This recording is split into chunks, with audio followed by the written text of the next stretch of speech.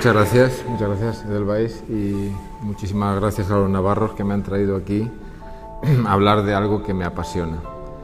Dice Edelweiss que es mejor que me dejéis hablar, y eso es peligroso. O sea, si me dejéis hablar, aquí nos puede dar la Navidad.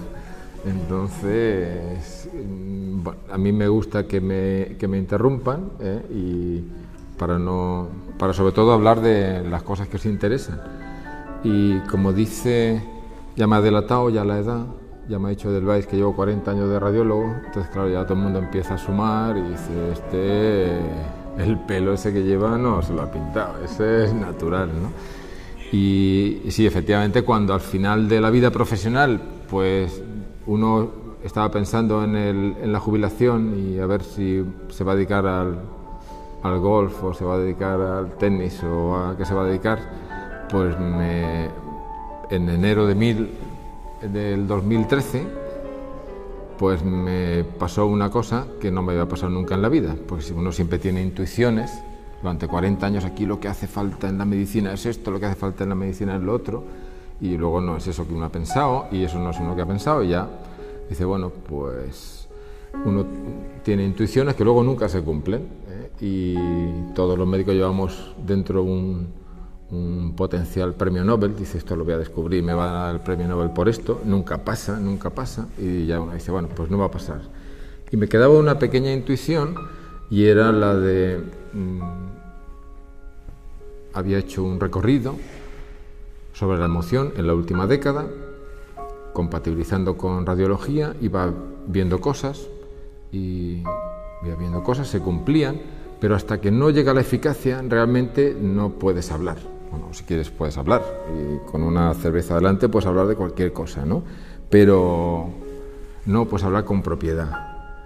Y en enero de 2013 llegó la eficacia, hasta tal punto que yo me asusté.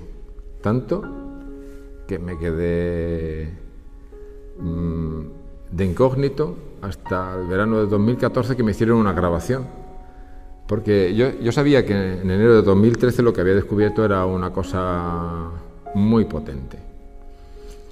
Yo había pasado un periodo, porque bueno, siempre había estado en los desarrollos pioneros de la tecnología, cuando empezó la ecografía, cuando empezó el TAC, cuando empezó la resonancia, aquello me llevó a pasar de vivir de Elche a Sevilla, luego con el PET. Y últimamente había estado en un desarrollo en China, que es un aparato que se llama IFU, High Intensity Focused Ultrasound, los ultrasonidos enfocados de alta intensidad, y los veía pues como allí pues un tumor de hueso, un tumor de páncreas, eran operables, y estaba yo en esas.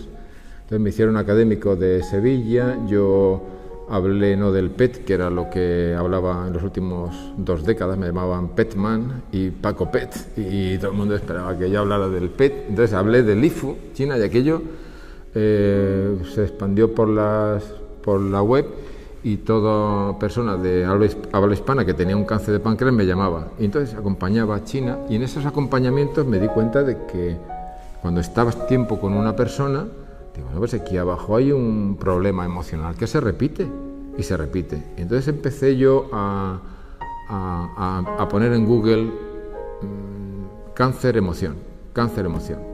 Y bueno, empezaba a ver cosas interesantes. Y lo mismo que había hecho con la tecnología, que es ir buscando, cuando alguien ha dicho algo interesante, ir a buscarlo al sitio donde esté.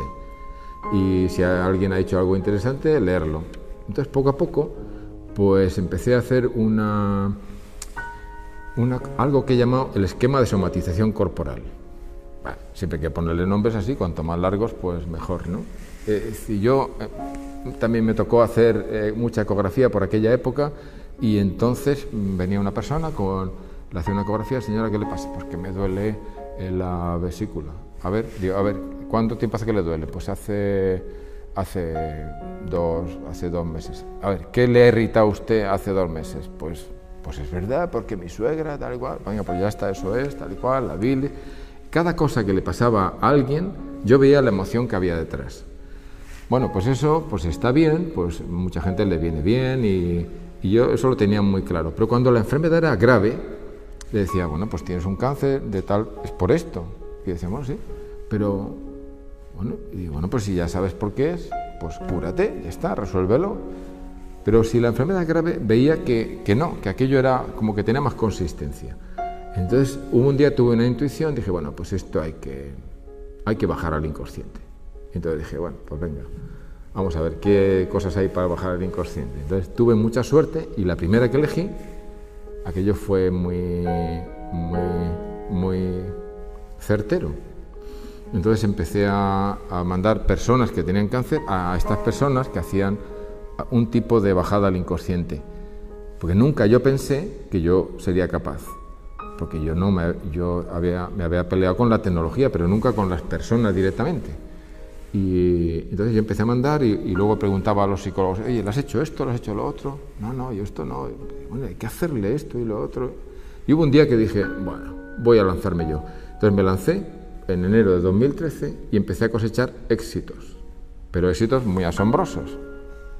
Bueno, los éxitos nada más que los celebraba yo, que los veía yo y no tenía ninguna trascendencia, pero yo dije, bueno, esto yo tengo que estudiarlo, qué es lo que yo he hecho. Si una persona que tiene 37 años, lleva 17 años tomando medicación y está bloqueado y mirando al techo, yo en 2 sesiones lo he desbloqueado y está normal, ¿yo qué he hecho?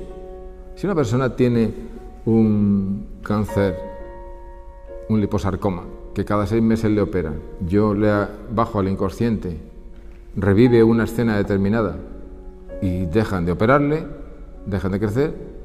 Si una persona que tiene una fibromialgia, y digo, bueno, pero es que esto a mí me va a caer la más grande con esto, porque esto no se soporta. Entonces yo me callaba y empecé a estudiar filosofía como un loco. Yo no soy intelectual, pero yo sabía que me tenía que defender, que tenía que ponerme un día delante de auditorios como hoy y me iban a preguntar qué es lo que haces. Yo no puedo decir no lo sé. Entonces empecé a buscar en los filósofos dónde está la emoción y me encontré con la sorpresa de que los filósofos no hablan de la emoción porque son hombres. Entonces los filósofos se han dedicado a hablar de la teoría del conocimiento, pero no de la emoción. Primera gran sorpresa. Hasta que descubro a una persona que para mí ha sido fundamental, que se llama Edith Stein. Edith Stein es una mujer que quería ser psicóloga. Entonces ella, estamos hablando de 1900, de principios, y esta mujer muere en 1940 en Auschwitz, quemada porque tenía ascendencia judía, y ella ve que la psicología que le están enseñando no tiene alma, deja la psicología y se va con Husserl a estudiar fenomenología, y es su mano derecha, y no es catedrática porque es mujer. Y el último escrito que ella tiene póstumo, que lo han sacado de unos cursos que ella dio del doctorado y apuntes suyos, se llama La estructura de la persona humana. Esa es mi base. Yo ahí encuentro qué es la persona y ahí encuentro qué es lo que hago. Entonces, si os parece, yo me voy a concentrar en decir, en primer lugar, cómo es la estructura de la persona humana. Si yo era médico y tenía delante personas, tengo que saber cómo es la persona. Luego, echando cuentas y viendo cómo había sido mi actividad profesional durante 40 años, yo me había dedicado a hacer las imágenes radiológicas de esas personas. Otro, pues les había dado una medicación, otro les había hecho una cirugía, otros cada uno de un determinado órgano, de determinada especialidad, y todos dentro de la medicina. Nunca los médicos hemos pasado al terreno psiquiátrico psicológico, y los psiquiátricos psicológicos pues nunca han pasado al terreno del cuerpo. Entonces hay una división ahí que bueno, será muy práctica, pero que no es muy real. La persona es la persona, valga la redundancia. La persona es una unidad, y hay unos especialistas que saben de psicología, otros que saben del cuerpo, de la psique, del cuerpo, y nadie trabaja el inconsciente. Y el inconsciente contiene la emoción. O sea, la primera afirmación, para que empecéis a tirarme tomates si queréis, lo que queréis, pero la emoción es inconsciente. La emoción no es consciente. Cuando una persona se pone roja, es porque ha tenido una emoción inconsciente de vergüenza. Y los demás perciben que se ha puesto roja y le dicen, oye, fulanito, que te has puesto rojo. Y dice, no. Y dice, sí, ¿cómo que no? Que te has puesto rojo. Los primeros que se dan cuenta que está avergonzado son los otros. Y luego él dice, pues bueno, sí es verdad, tengo la cara un poquito roja. Y dice, pues sí, pero como un tomate estás poniendo, ¿pero qué me dices? Pero tal. Son los otros los que se dan cuenta. Entonces hay algo inconsciente dentro de la persona que se llama emoción que ha tocado el cuerpo. La emoción es inconsciente. Entonces, si yo tengo una emoción, toco mi cuerpo. Si no hay cuerpo, no hay emoción. Y si hay cuerpo, hay un movimiento del inconsciente. Y ahora esto lo podemos extender a cualquier alteración del organismo, cualquiera. Uno, es que me he levantado y tenía un tumor, es que me he levantado y tenía un eczema, es que me he levantado y tenía... Y tú no has provocado ningún movimiento biológico. Dice, bueno, es verdad, yo he provocado un movimiento biológico. ¿Qué movimiento biológico puedo provocar yo ahora mismo? Puedo mover mi musculatura estriada, puedo mover mis brazos, mis piernas y mis párpados. Y yo tengo una habilidad especial que tiene poca gente, que es que puedo mover mis orejas, pero no mucha gente puede mover. Tú lo estás viendo que yo puedo mover mis orejas, pero nada más. Yo no puedo mover mi hígado, yo no puedo mover mi riñón, yo no puedo mover mis ganglios linfáticos. ¿Quién los mueve? Hay algo dentro de mí que los mueve. El sistema nervioso cerebroespinal mueve en la musculatura estriada y nada más. ¿Quién mueve el resto del organismo? El sistema nervioso vegetativo. Decimos los médicos, autónomo. ¿Por qué autónomo? Porque hace lo que quiere, no lo controlamos. Y tiene un sistema nervioso simpático y otro parasimpático. El simpático quiere decir sin pazos, compasión, se compadece. Si tú estás avergonzado, se compadece y te dilata selectivamente la cara y te la pone roja para compadecerse. Y así sucesivamente podríamos ir analizando emoción por emoción. Si hay una emoción, hay un reflejo en el cuerpo. Si no hay emoción, no hay reflejo en el cuerpo. Y luego aparece un sistema parasimpático que deshace lo que ha hecho el simpático cuando esa emoción se ha acabado. Y así funciona. Yo sé que cuando estoy diciendo esto, pues ya... Yo sé que nunca había pensado esto que estoy diciendo, pero toda la fisiología que yo he aprendido pues proviene de grandes fisiólogos, pero sobre todo de un personaje que se llama Walter Bradford Cannon. Es el primer americano que coge los laboratorios europeos de Ludwig y se los lleva a Harvard. Toda la fisiología de la que bebemos los médicos está basado en los hallazgos de Cannon, que describe la homeostasis, el sistema endocrino, es el padre de la fisiología. El último artículo que Cannon publica, cuando ya es emérito, es la muerte vudú. ¿Cómo el gran Cannon habla de la muerte vudú? O sea, cuando el chamán de una tribu te dice que te vas a morir, te mueres. ¿Cómo es posible que una emoción de maldición del chamán te pueda llegar a matar? Cannon había estado en la Primera Guerra Mundial en Europa y Cannon había visto cómo el efecto fisiológico que tiene la emoción del miedo en los soldados. Él lo sabía, se cayó, hizo su carrera convencional, pero antes de morir publicó La muerte vudú, un artículo muy interesante para que explica lo que yo acabo de decir. Yo lo digo y puede no tener mucha autoridad. Esa autoridad sí. Entonces, ¿quién es el que mueve la persona? ¿Cuál es esa estructura interna de la persona que mueve mi cuerpo y lo enferma? Porque lo que nos preocupa aquí es la enfermedad. Es el centro de la persona que está dentro del inconsciente. Hay un centro en la persona que está ahí desde el minuto cero y es inconsciente. Cuando pasan 9 meses de embarazo, ese centro sigue mandando en la persona.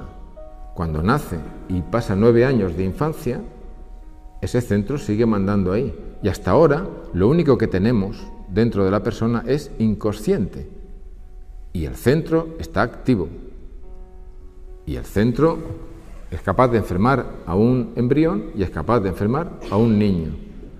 De 7 a 12 empieza a aparecer una cosa que le damos mucha importancia, que es la razón. Yo no se la voy a quitar, pero es fundamental que no eliminemos de la persona el fundamento que apareció desde el minuto cero. Ese es el fundamento del edificio. Este edificio, pues lo estamos viendo, pero tiene unos cimientos que no se ven, pero que nadie prescinde de ellos. Los cimientos de la persona están en el inconsciente y la persona empieza a funcionar con el inconsciente. Y hay un momento en que aparece el consciente. Hay una barrera entre el consciente y el inconsciente. Esa barrera es a la que se refiere el mito de Pandora. La mitología no es más que una explicación del inconsciente. Y cuando se habla del mito de Pandora, se dice, se abre la caja de Pandora de la cual salen todos los males.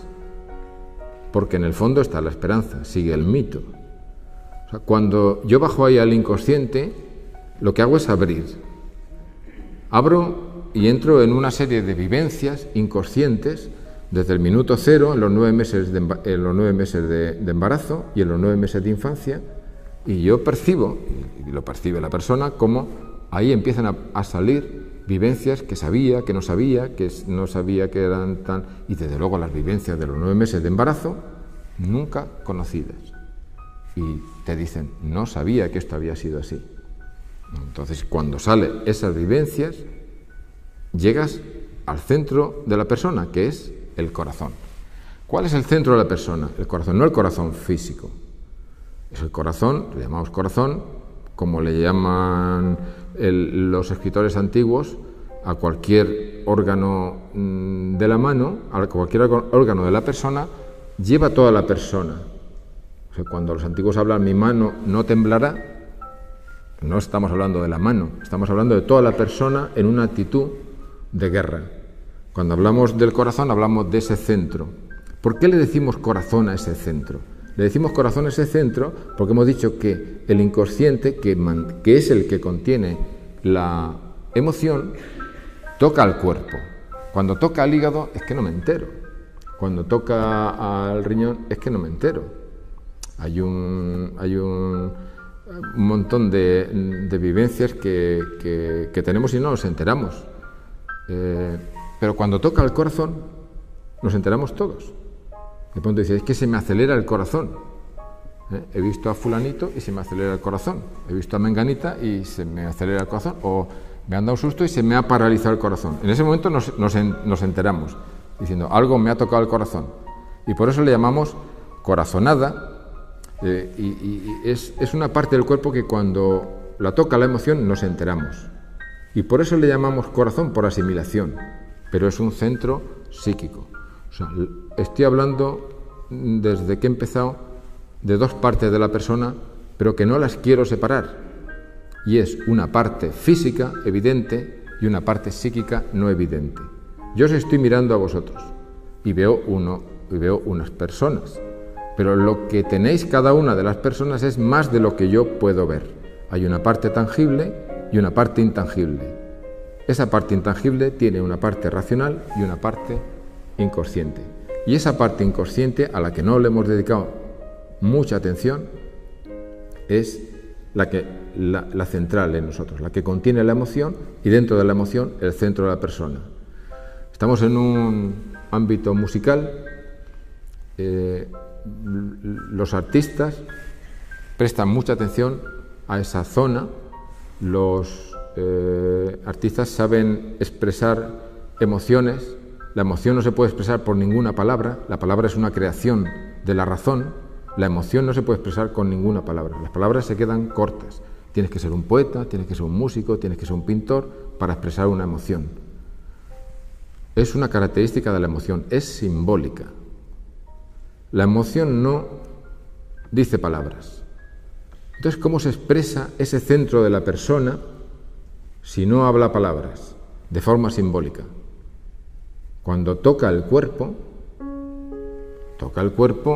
de forma simbólica y te está transmitiendo un mensaje. Dice, bueno, pero es que yo pensaba que cuando yo estaba enfermo, pues es que me había fallado algo de mi cuerpo. Sí, tú piensas eso como yo lo pienso porque somos producto de nuestra civilización.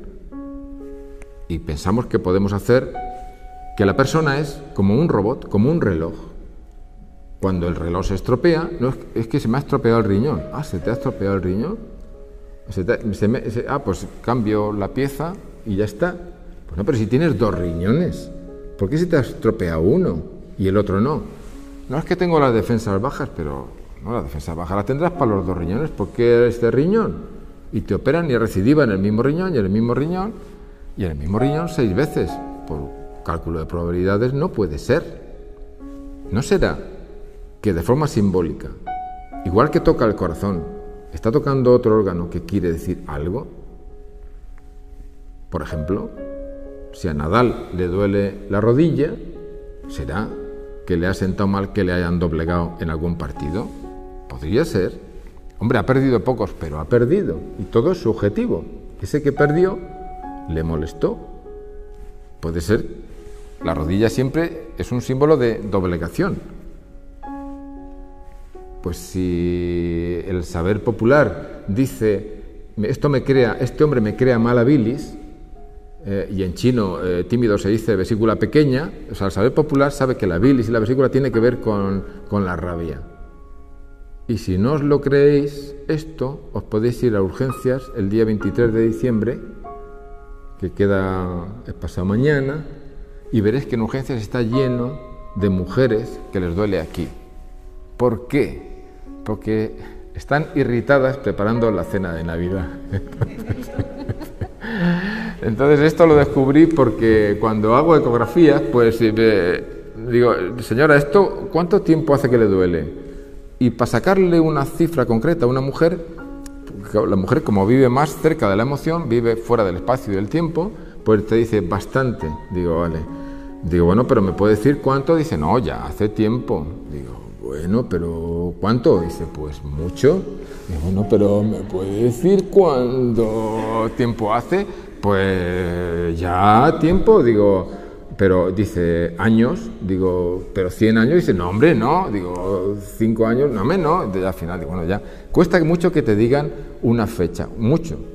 Y cuando le dije, bueno, ¿y cuándo le doy yo a usted dolor? Dice, el 23 de diciembre. Digo, ¿el 23 de diciembre? El 23 de diciembre. Y una mujer que nunca dice una fecha, y el 23 de diciembre. Digo, claro, están preparando la cena de Navidad, que podemos todos muy, muy buena cara, pero hay mucho más de fondo ahí. Entonces, te irrita. Hay muchas mujeres que se irritan.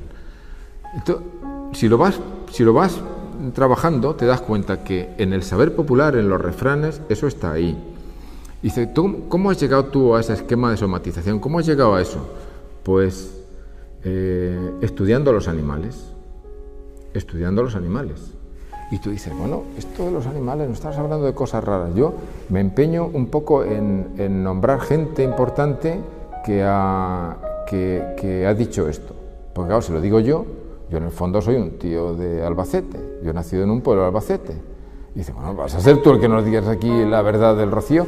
Y no, pero vamos a ver, recordemos todos, ¿de dónde es Iniesta? De un pueblo de Albacete también. Es decir, ¿no será que los vientos ahora corren por los pueblos de Albacete? Entonces dice, yo en enero de 2013 me encuentro con algo que funciona. Hay que estudiar qué es lo que he hecho. Algo he hecho. Y hay que estudiarlo. Pero algo he hecho. Ahora tengo un amigo que es profesor de anatomía y le he dicho, mira, necesito que en un curso que voy a dar para explicar esto que hago, pues tú me des unas clases de embriología emocional. Claro, él me conoce de los aparatos y tal. Digo, mira, te voy a contar mi historia de los últimos años. Es que, mira, he hecho esto, te va a sonar raro. Lo iba preparando. Mira, tú es que hago esto, lo otro. Y entonces, pues, hablo con las personas y entonces conscientemente bajo al inconsciente y le hago una exploración. Y yo digo, este tío me va a decir que... Y me dijo una cosa muy interesante. Dice, mira lo que te digo. Yo lo voy a estudiar lo que me dices. Y lo voy a mirar y ya te diré, te contestaré. Pero te tengo que decir que yo como investigador, si tú a mí me dices que has puesto una piedra encima de la cabeza de un tío con un tumor cerebral y se ha curado. Mi obligación como investigador es investigar qué ha pasado ahí. Dice. Y entonces dije, a partir de ahora en todas mis charlas diré esto. Yo en enero de 2013 hice una cosa, lo compruebo y se repite, me callo, sigo trabajando durante 1 año y medio y se repite y voy acumulando experiencia. Entonces me encuentro voy buscando gente que haya dicho lo que yo estoy haciendo y me encuentro con una persona importante que se llama Jacob von Westkuhl. Es muy difícil. O sea, toda la gente que voy a citar, lo más difícil es aprenderse el nombre. Es el von y el Jacob es Jacobo, el von es un letón que se va a Alemania y es Uexküll, con diéresis, Uexküll. Entonces, este es el que creó el término medio ambiente, que todos utilizamos. Fue él el que lo creó. Este fue el que creó una disciplina muy interesante para esto que es la etología, el comportamiento animal. Y este fue el que hizo famosa a la garrapata. Y diréis, vaya tontería nos estás diciendo. No, porque el que tradujo al castellano a este hombre se llama don José Ortega y Gasset. Y entonces cuando lo tradujo y inventó, le hizo una copia a Westkuhl y le dijo, yo soy yo en mis circunstancias. Y Westkuhl lo que había dicho es la garrapata y sus circunstancias. Entonces él hace famosa la garrapata de la siguiente forma. Dice, la garrapata tiene 3 emociones. Una emoción es la de la luz, que le hace subir al árbol. La garrapata ve luz y tiene una emoción de subir hacia arriba. Un estímulo le provoca una emoción y sube hacia arriba, pum, pum, pum, pum, y sube al árbol. Y espera hasta que llegue la siguiente emoción. ¿Cuándo le llega la siguiente emoción? Cuando huele ácido butírico, el sudor de los mamíferos. Pasa un mamífero y desprende ácido butírico. Entonces la garrapata dice, ahí voy, y se cae sobre el vertebrado. Ya lleva 2 emociones. Y cuando está encima de un vertebrado hay otra emoción que es, va buscando el sitio más caliente del animal, que es en la tetilla, se va metiendo por ahí, en el corvejón, y ahí dice, aquí me instalo, ¡fum!, y pincha ahí y empieza a chupar. Tiene 3 emociones. Y Westkuhl dice, estamos en un mundo de la música, y dice, la garrapata toca los 3 instrumentos que le toca en la sinfonía de la naturaleza. Y ahora el mamífero toca otro instrumento y él habla de la sinfonía de la naturaleza, que se conforma de las múltiples emociones de los múltiples animales, y habla del medio ambiente y crea el medio ambiente.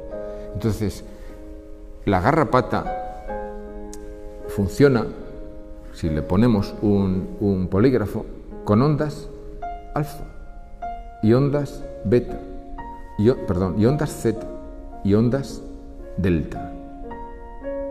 Tiene las 3 ondas que nosotros tenemos en el inconsciente. Tú le pones un polígrafo a una roca y tiene una onda delta.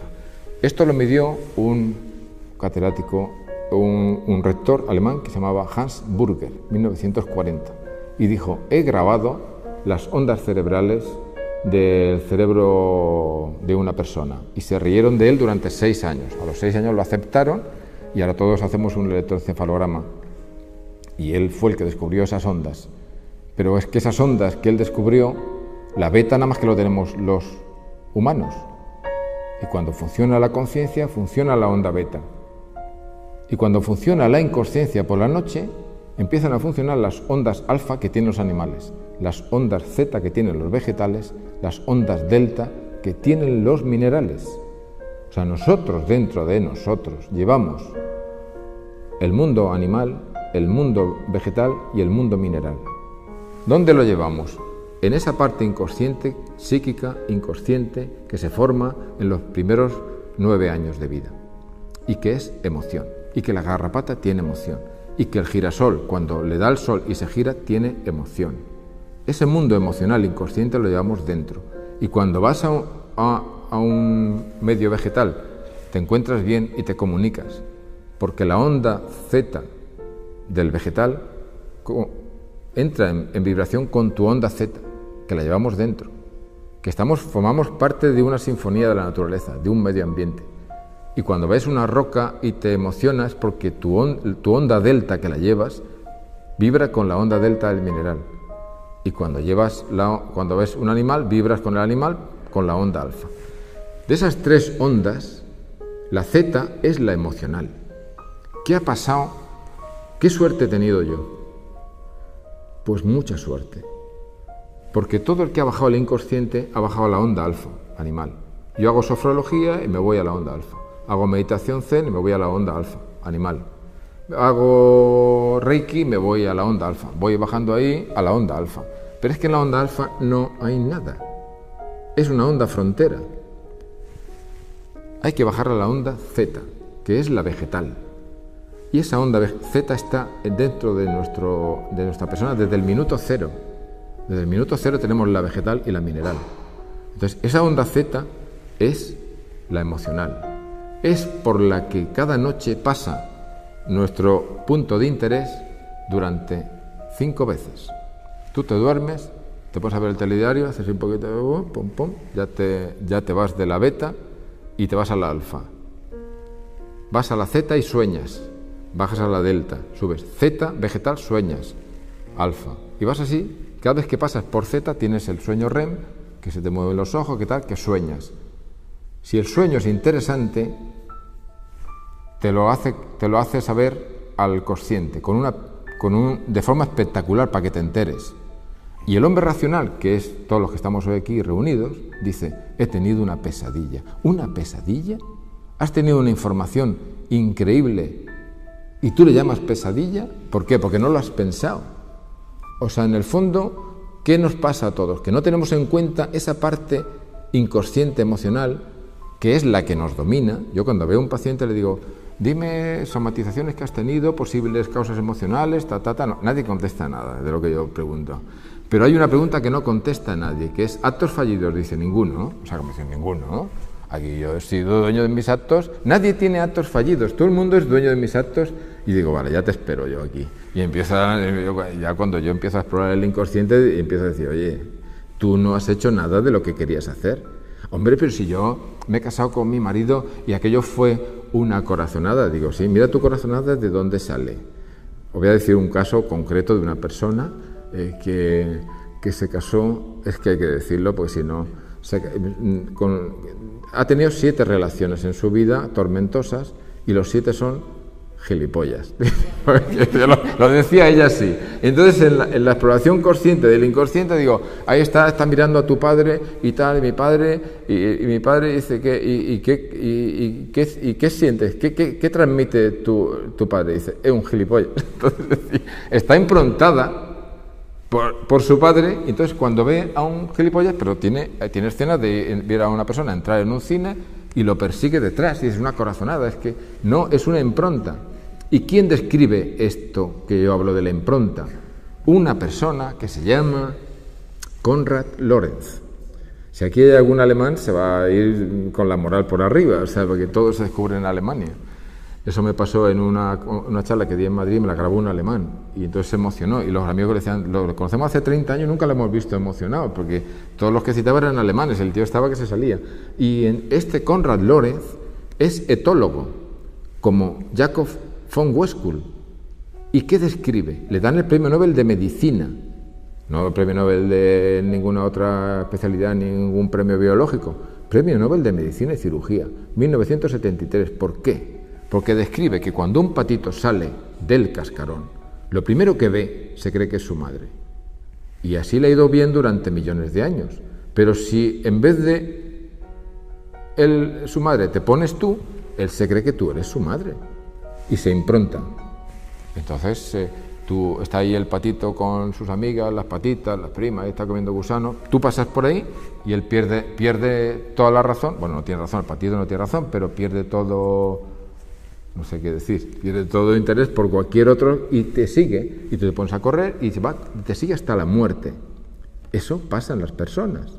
Me decía una mujer, bueno, pero ¿usted me puede decir a mí qué me pasa, que todos los hombres que yo me enamoro son los que no me convienen? Digo, pues sí, te lo voy a decir, porque tienes una impronta, vamos a buscarla.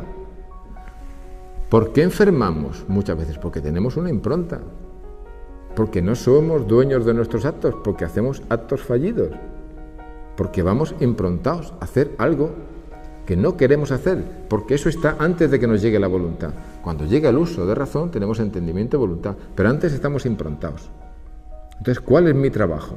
Mi trabajo es bajar en mi exploración del inconsciente, de forma consciente, ir bajando, bajando, hasta que encuentro esa impronta. Y entonces me dice una mujer que ha tenido 3 intentos de suicidio y que nadie puede con ella. Yo la bajo hasta el momento en que su madre sabe que está ahí. Entonces ella percibe que su madre no la quiere. Llega un momento en que ella dice, ya no puedo más, y se intenta suicidar. Ella baja ahí, comprende que su madre, por una serie de circunstancias, no la quería. De forma consciente, revive ese momento inconsciente, que es la primera herida que tenemos, la primera que sentimos es si nuestra madre no nos ha aceptado, que es muy normal. Hay veces que embarazos no vienen bien. Entonces, pero bueno, tú comprendes que tu madre pues, en ese momento no te ha aceptado. Y al ser consciente de esa revivencia inconsciente, desaparece. La mujer de pronto me dijo, he dejado de tomar todas las medicinas. Digo, un momento, que yo no he dicho que deje de tomar medicinas. No, es que quiero ser yo misma. Perfectamente. Y cuando volví a su pueblo le decían, ¿a qué clínica has ido? ¿No? Un doctor tal. Dice, no, ¿a qué clínica de belleza?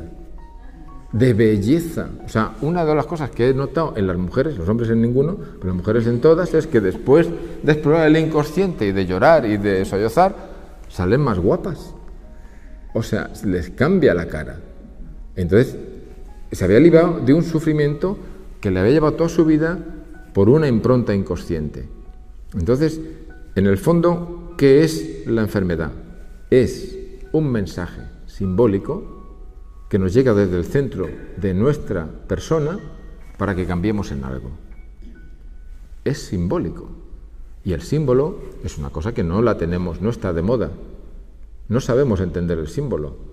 Los artistas funcionan con símbolos. Los artistas no están muy preciados en nuestra sociedad. Es simbólico. Igual que el sueño es simbólico. Una persona sueña, dice, no, es que me persigue un fantasma. Todas las persecuciones del fantasma las transformo y es su padre que quiere que estudie, que saque buenas notas, o hay un fantasma, hay un monstruo ahí a los pies de la cama. Lo transformo y es un ser querido que viene. Entonces, ¿qué pasa con los sueños? Que son simbólicos. Entonces, si tú coges la tenaza de una enfermedad más un sueño, sabes perfectamente qué mensaje te trae desde el centro de tu persona, que es el que tiene el 100% de tu información. Y te la trae, y la conjuntas, y sabes qué te pasa. Con bastante probabilidad, más o menos, sabes por dónde andan los tiros.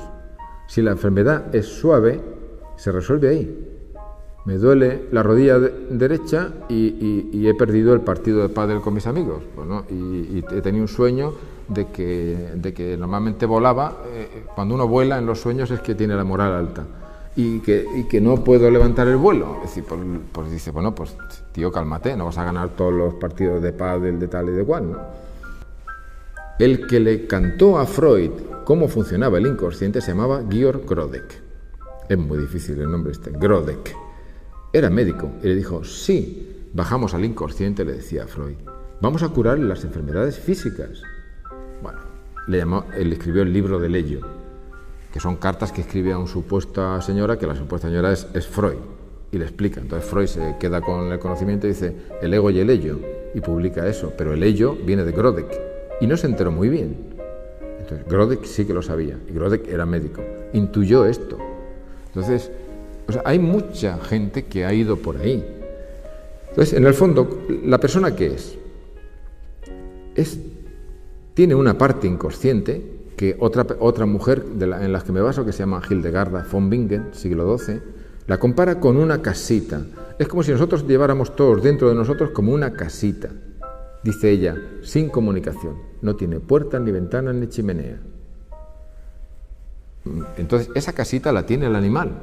Pero el animal es que no tiene ningún medio externo al que abrir esa emoción. Entonces, el hombre, encima de esa casita, tiene un mundo racional. Pero o comunicamos los dos mundos, el racional y el emocional, o estamos desarmonizados. Entonces, ¿en qué consiste el ejercicio que tenemos que hacer? ¿Y qué hago yo cuando hago una exploración consciente del inconsciente? abrir esa caja de Pandora, comunicar, hacerle a esa casita una chimenea. Y por esa chimenea aparece una comunicación con el entendimiento racional y le mete sueños. ¿Cuándo? Por la noche, cuando está dormido. ¿Qué hace el hombre cuando se despierta a medianoche? Enciende la luz, mira a ver la hora que es y se va al baño. Pero bueno, ¿por qué? ¿Qué más te da la hora que sea? ¿Y por qué tienes que ir al baño? Es decir, quédate ahí sin mover una ceja y mira a ver si te ha despertado el inconsciente, ¿qué mensaje te quiere traer? Mira a ver qué mensaje te quiere traer. Bueno, pues va al baño. Otra vez se duerme, otra vez baja por él a la hora y media, otra vez pasa por la onda Z y le vuelve a despertar. Dice, es que otra vez tengo que ir al baño, pero te quieres quedar ahí. Si te ha despertado el mundo Z para que comuniques Z con beta. ¿Cuál es el arte de las personas? Comunicarlo. ¿Cómo lo puede comunicar de forma natural? Con el sueño. Con el sueño. Te despiertas y vienes a ver lo que has soñado. A ver qué has soñado hoy. Entonces, el hombre occidental, como es muy listo, dice, pesadillas. Venga, rápidamente, a ducharme, a vestirme, a afeitarme y a la oficina. ¿Qué hacía un romano? Un romano era más listo. El romano no iba a la oficina en cuanto se despertaba.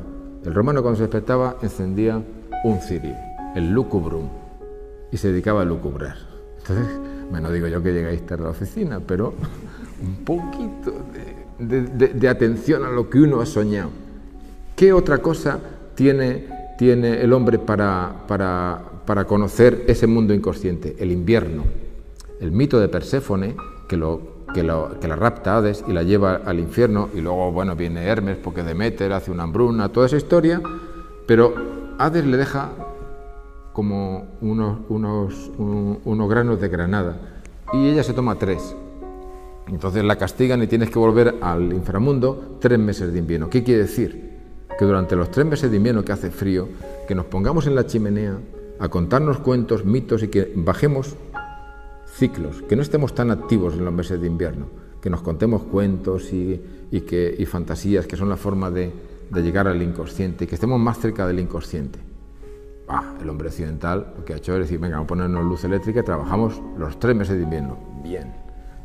Los domingos, los sábados o los viernes, cada religión ha dicho descansar. ¿Pero qué descansar? Venga, no trabajéis y armonizaros, el consciente con el inconsciente, el corazón con la razón, armonizaros. Y hay otro método que solamente tienen las mujeres de armonizarse. ¿Por qué? Porque las mujeres tienen más emoción que los hombres. O sea, en el esquema de Edith Stein, ese centro de la persona, en el hombre está más arriba que en la mujer. En el hombre está más cerca de la razón y en la mujer más cerca de la emoción. La mujer lleva más cerca de la emoción porque lleva sobre sí la maternidad. Y la maternidad tiene que entenderse con un ser nuevo que solo tiene onda Z. Entonces, ¿cómo se entiende? Con la onda Z, con la intuición. Si el niño ha dicho es que tiene sed, pero bueno, si ha dicho dice, es que no, ¿qué quiere comer? Bueno, pues si ha dicho la misma pero la madre lo entiende, porque no lo entiende con palabras. Entonces, la mujer tiene más emoción. Entonces, tiene un mecanismo que le obliga a una armonización extra, que es durante la regla. Durante la menstruación, la mujer está más cerca alfa, zeta de beta. Pero claro, eso es un encordio para la civilización occidental. Venga, un parche aquí y ya no tengo regla. Muerto el perro, se arregló la regla. O sea, hemos creado una civilización que se ha olvidado de la emoción. Y la emoción es inconsciente. Con este esquema de la persona, yo empiezo a trabajar en el mundo inconsciente. ¿Cómo lo hago? Me encuentro una persona que es español, que tiene 84 años y que hace 40 años que lleva investigando el mundo Z. Entonces yo lo cojo con 84 años y me dice, yo estoy cansado ya de la vida, pero vivió 2 años más para comunicarme a mí. Bueno, imagino que sería porque tenía que vivir, pero bueno, yo aproveché para conocer el mundo Z. Entonces, este es un hombre que en sus investigaciones se va a vivir con los Aucas al Amazonas. Entonces, él tiene como muy definido cómo es el mundo Z. El mundo Z es un mundo donde no hay tiempo ni espacio. Entonces, yo lo que hago con las personas, después de conocer mucho el esquema de somatización, por los sueños, pues las constelaciones de muñecos, tengo muchos datos. le hago una exploración consciente del inconsciente. ¿En qué consiste? La cosa más sencilla del mundo. Cuando yo empecé a decirlo esto hace 1 año y medio, decía la más sencilla del mundo. Ahora tengo que decir que es muy difícil, pero a mí me parecía muy fácil. Entonces a mí me han llamado aquí, a que venga aquí, hablo aquí y tengo que hablar donde me llamen, porque creo que tengo que transmitir este conocimiento y formalizarlo. ¿Cómo lo hago yo? Pongo una persona con los ojos cerrados porque no quiero que utilice la razón. Y la vista es lo más racional que tenemos. La vista es un órgano que lo tenemos muy desarrollado los humanos, los animales son medio ciegos y los hombres dependemos mucho de la vista. Los ojos cerrados. Y no utilizo otro verbo que el llegar, porque llegan cosas a la mente, del consciente y del inconsciente, pero no quiero que utilice ni el entendimiento ni la voluntad. Y le empiezo a preguntar qué siente. Y siempre me preguntan, pues hay una escena que mi padre le pega a mi madre, ¿y tú qué sientes? Dice, yo pienso que mi padre no tenía que haberle pegado. Eso es lo que piensas. ¿Qué sientes? Pues yo me quiero ir de ahí. Eso es lo que quieres. ¿Qué sientes? Y el hombre occidental se queda como diciendo, el Moya me está torturando. Pero digo, entonces al final dice, pues yo siento miedo. Ya se cree que ha acabado la cosa. Entonces digo, no, ¿dónde lo sientes?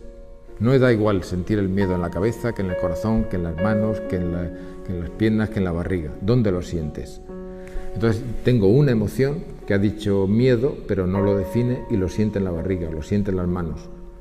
Entonces, siguiendo esa emoción, yo voy bajando como Teseo por el laberinto de Minos buscando al Minotauro. Voy bajando con ese hilo. Te va a llegar una escena que tienes 10 años, ya has tenido una escena que has sentido lo mismo. ¡Pum! Entonces llega una escena cada vez más baja hasta que consigo meterlo en los 9 meses de embarazo. Y llego a la raíz. Es decir, si tú estás marcado por esta emoción, te saco la raíz en la que te marcaste en los 9 primeros meses. Y a partir de ahí te digo, ya te va a llegar otra. Y la enlazo con una actual. La impronta la tenemos todos en los 9 meses de embarazo. Y luego, durante los 9 años de infancia, nos remarcamos. Y aparecemos en la vida consciente diciendo, aquí estoy yo, no tengo ningún acto fallido, diciendo, tienes un montón de cosas ahí abajo. Y la labor mía es, voy a bajar, y ese corazón que tú tienes, ese centro de la persona, que era perfecto y que te capacitaba para hacer una cosa concreta, esta serie de improntas que te han pasado, te desvían y te enferman. Te dice el mismo centro, tienes que cambiar. ¿En qué tienes que cambiar? Según la enfermedad, según el sueño, en algo. Como digo, si la cosa es leve, puedes cambiar. Si la cosa es grave, bajas ahí. Y entonces dice, ¿qué tengo que hacer? Pues tengo que cambiar en esto y en esto. ¿En qué tengo que cambiar? Primera cosa que me encuentro, que no hay dos iguales. No hay dos esquizofrenias que sean iguales, no hay dos fibromialgias que sean iguales, no hay dos asmas que sean iguales, no hay un esquema concreto. ¿Por qué? Porque otro desarrollo importante que hace Edith Stein es el desarrollo de la individualidad. No hay dos personas iguales. En medicina siempre me han dicho que no hay enfermedades, sino enfermos. Pero al final, ¿cómo yo distingo uno de otro? Tengo que funcionar por protocolos. Cuando bajo ahí, siempre es un individuo. Ahora hay personas que están intentando aprender esta técnica y bueno, pues ponerlos a mi lado y ver qué yo hago. Entonces se ponen a mi lado y bueno, estoy haciendo una serie de cosas y yo cambiaba. Y bueno, tú es que eres un brujo que cambia. Yo no soy brujo, yo soy de Albacete, hombre, soy un brujo yo. Entonces digo, ¿qué haces? Y pensando, he descubierto una cosa que lo hacía sin saber que lo hacía. Si yo voy a una persona y todo lo que va saliendo ahí en la exploración son cosas que yo ya conocía, me pongo nervioso, diciendo, no, aquí hay algo que tal. Entonces empiezo a cambiar la exploración, voy por aquí, por allá, ¿no? Y empiezo a cambiarla, me pongo nervioso hasta que aparecen cosas que yo no me esperaba. O sea, cuando bajas al inconsciente de una persona, lo importante es asombrarse. Y cuando acaba la exploración le dices, bueno, abre los ojos, te mira como diciendo, qué raro soy. O no, qué raro, sino, ¿cómo soy? Y yo le miro, ¿cómo eres? Y ese momento es único. Es único, ha descubierto su identidad. Tú le has ayudado a una persona a que se conozca a fondo. Se conoce a fondo. Él es el que ha tenido la vivencia, ¿eh? La gente dice, bueno, está consciente. Y dice, bueno, yo sé lo que él me ha dicho. Él me ha dicho que estaba ahí su abuela, muy cariñosa, pero Pero luego lo que me dice ya despierto, dice, y mi abuela tenía al lado un armario, que por cierto, un armario que estaba lleno de piojos, de no sé qué, luego te decía no sé qué, y además llevaba la boina, te cuenta un montón de detalles que él ha vivido. Él lo ha revivido, esta vez de forma consciente. Y solamente esa revivencia, muchas cosas de forma espontánea desaparecen. O sea, es muy frecuente que la gente me diga, oye, que me has curado el dolor de la columna. ¿Y tú no me dijiste que te dolía la columna? Sí, me dolió siempre y fue salir de allí y se me curó. Oye, que me has curado las varices. Me dijo una mujer, dice, ¿unas varices? ¿Cuándo te he curado yo las varices? Pues no tengo varices. Y digo, a ver, entonces yo lo que hago entonces es estudiar, a ver, ¿en qué momento le curo? Ah, aquí. Y digo, ya sé curar varices. Entonces voy aprendiendo. Me voy encontrando un mundo ahí que me decía una compañera, dice que realmente lo que tú haces es nadar por el fondo del mar. Normalmente en superficie tenemos el mundo racional y cuando tú bajas al fondo del mar es otro mundo. O sea, hay peces, hay corales, hay otro mundo. Es un mundo que no es lineal, no es superficial, tiene sus cosas y es un mundo. Y en ese mundo, ¿qué me he encontrado? Que las personas, en su gran mayoría, enferman porque quieren demasiado. Es bonito, pero hay que decirles a muchos, oye, no quieras tanto a tu madre, que tú no eres la madre de tu madre, tú eres la hija de tu madre. Hija de tu madre suena mal, pero ponte en tu sitio. Oye, que tú no eres el padre de tus hermanos. Deja a tus hermanos, que tú no eres el padre. Es que yo era el hermano mayor, bueno, pero ya el hermano mayor ya no lo eres, ya tenéis todos 60 años. Oye, que tenemos unas disarmonías que son fruto pues de la infancia que hemos llevado y que nos afectan y que es superior a nuestras fuerzas. Entonces, cuando tú bajas ahí y descubres la impronta que tienes, dices, bueno, pero es que yo estoy repetimos esquemas de personas que hemos conocido. Y dices, bueno, es que está ahí mi tía Pepita, que es que estuvo siempre cuidando a sus padres y estuvo ahí esclavizada y sus hermanos no la cuidaban y la cuidaba ella sola y además le reñían y tal y cual y de pronto descubre que ella está haciendo lo mismo porque de pequeñita se miraba. Por ejemplo, otro que me viene a la cabeza, una mujer que tiene una vida pues muy enferma y muy desgraciada y todo proviene de que hay un momento que es un bebé y su abuela le piensa y le dice, qué feíta eres. Entonces le dice, qué feíta eres. Y entonces, claro, la abuela decía que ella que era muy guapa y se sentía muy guapa y a la niña le dice, qué feíta eres. O sea, los niños, los bebés son capaces de leer el pensamiento de la gente que está en la habitación.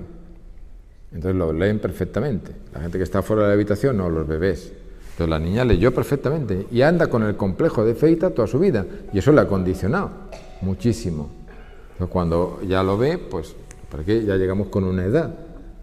Pero bueno, he visto algunas caras, o sea, el niño recién nacido es capaz de leer lo que está pensando todo el mundo en la habitación. Entonces hay una escena muy frecuente que es la madre cuando ya no puede más y está harta, se va a mover el carrito del bebé, pero realmente es para refugiarse ahí y está llorando. Entonces los bebés se tragan todas las preocupaciones de las madres. Entonces los pobres bebés les llega allí. Las madres no saben cómo bebe la emoción, cómo se la beben los bebés. Pero los embriones se beben las emociones de todos los que están alrededor. A un bebé, por ejemplo, a un niño que es adoptado y que él tiene interés de saber dónde ha nacido, yo lo saco fuera, y entonces ve por primera vez a su madre, a su padre, a la gente que está allí, lo saco a la calle, le digo que mire a ver en qué calle es, y tengo problemas cuando las calles son chinas porque no saben decirme leer, pero pues en los rusos sí, pues me van diciendo, los Hispanoamérica no hay problema, me dicen dónde ha nacido, vuélvete y ven en qué número han nacido y bueno, pues ya tiene la dirección, ahora busca si quieres buscar, ¿no? O sea, la percepción de un embrión pues puede ser de 1 kilómetro y decir, bueno, pero esto que nos cuentas es raro si no se hubiera contado previamente que tenemos la onda alfa animal dentro de nosotros. O sea, es muy frecuente ver que un perro se levanta y a los 5 minutos llega el amo. Ni lo ha oído, ni lo ha sentido, ni lo ha olido. Pero la onda alfa y la onda zeta han funcionado, lo ha percibido. Una madre se levanta y dice, ¿qué? Mi hijo está mal, va allí y tiene fiebre, ¿cómo lo ha percibido? la onda Z. La onda Z nos comunica. No es que sea un inconsciente colectivo, como decía Jung, no. Es que yo he bajado ahí y entonces me comunico con los demás. ¿Qué es lo que nos comunica a los humanos? La emoción.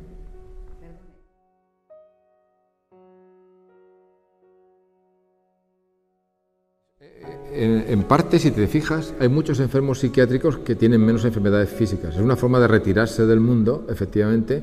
Bueno, es lo que he visto, o sea que una emoción te lleva a una enfermedad física o psíquica alternativamente, pero se ve efectivamente que es una defensa.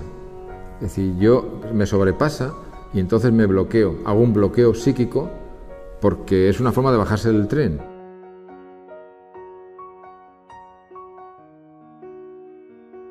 No porque sean psicópatas tienen menos dificultad para esta técnica, no. O sea, la dificultad que he encontrado es si ellos quieren cambiar. O sea, yo tengo pacientes que cuando llegan ahí abajo ven en qué tienen que cambiar y es claro. El problema que tengo es que ese psicópata está viviendo una vida que a lo mejor siempre hay en el enfermo psíquico un interés de bajarse del tren. Entonces dice, oye, tú te puedes armonizar bien y te puedes eliminar este bloqueo que tienes aquí, pero entonces tienes que enrolarte en la vida laboral y hay gente que no quiere. Es el único inconveniente que he encontrado, no he encontrado otro, pero lo he encontrado en enfermos físicos. O sea, gran sorpresa, lo que he dicho antes, ¿no? Pues las personas se enferman porque, en la mayoría de las veces, porque quieren demasiado y quieren donde no tienen que querer. Es decir, hay una parte racional de comportamiento que tú puedes controlar y puedes controlar incluso los sentimientos, porque un sentimiento es una emoción racionalizada. Cuando yo les pregunto y me dicen, oye, yo siento miedo, realmente me está hablando de un sentimiento, todavía no me vale. La emoción está en el inconsciente. Entonces hay cosas que asombran. O sea, tú lo que está ahora mismo en el ambiente y cuando lees algo y muchas personas me dicen, mira, este dice lo que tú, y digo, este no dice lo que yo estoy hablando de que la emoción es inconsciente. Entonces necesitas que alguien te ayude a bajar al inconsciente porque tú no eres consciente de que todo lo que te pasa es que tu madre no te aceptó cuando se enteró que estaba embarazada de ti y de ahí viene, por ejemplo, una claustrofobia que tengas ahora o una psicopatía o una parálisis. O sea, una emoción ahí abajo puede dar un síntoma físico o psíquico y siempre ya te digo que lo que tengo siempre es asombro. Después de estar, yo estoy mucho tiempo con ellos, estoy 3 horas y digo, bueno, les digo, pues no sé nada, vamos a hablar con la niña que llevas dentro. Yo con quien hablo es con la matriusca pequeñita que está ahí dentro. Todos tenemos aquí una forma, pero hace 10 años teníamos una muñeca dentro y hace otros 10 otra más pequeña, otra más pequeña. Esa pequeñita que está ahí es la que lo sabe todo y hablo con esa y esa es inconsciente y esa es emocional. Entonces, lo que hay por ahí es, en el fondo, lo que dice, mi mente puede sanar, tu mente no te puede sanar, porque tu mente no sabe nada de sanación ni de enfermedad. La mente no es la que sana. Yo con mi mente no toco mi hígado. ¿Quién toca mi hígado? Pues una emoción de que tengo que tener la despensa llena, porque en el fondo el hígado es lo que... Pero tampoco es decir nada, porque la despensa llena para una persona, para otra, hay un alambiqueo ahí emocional, personal, único, individual, que lo tiene que revivir la misma persona. Pero ese ejercicio es inconsciente. Y tú dices, bueno, pero ¿cómo llego ahí?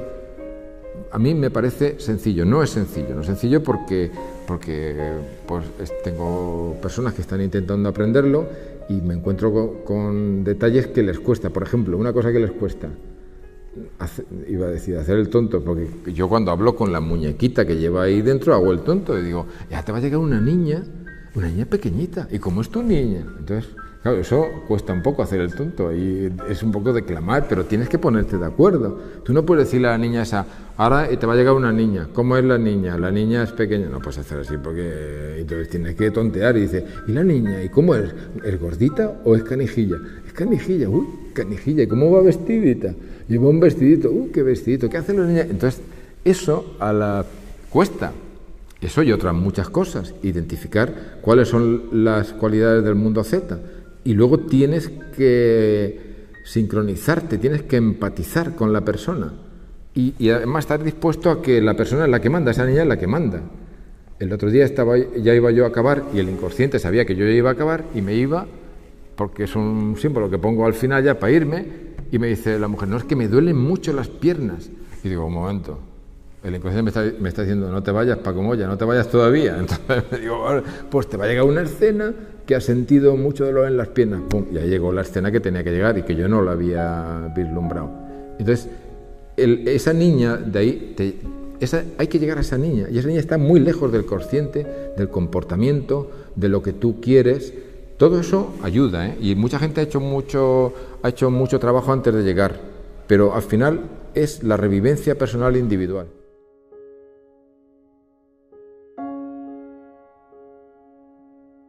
No, vamos a ver, tú tienes grabado en tu onda Z, tienes ahí la caja negra desde el minuto cero, está grabado todo. Funcionamos como si la única memoria que tuviéramos es la consciente, ¿no? Tenemos una memoria inconsciente y está grabado todo. Como dice ella, lo primero que son las sensaciones, no hay nada en la razón que antes no haya pasado por los sentidos, pasa por los sentidos estimulan la emoción toca el cuerpo y ahí hay un juego y parte de ese juego pasa el filtro a la conciencia y mucho otro queda ahí. Entonces cuando tú le haces una exploración, tú revives cosas que están grabadas ahí. Y si en ese momento sentiste dolor en las piernas, en ese momento lo vuelves a sentir. Una de las cosas que más llama la atención es, oye, es que he sentido el calor en las manos. ¿Qué siento? Es que una mujer que me decía, bueno, un problema con la niña, tal cual. Digo, entonces tú has debido tener pinchazos en la mama izquierda. Estás hablando, eres diestra, estás hablando de un tema de tu niña, lo lógico, en la mama izquierda. No, me dice. No.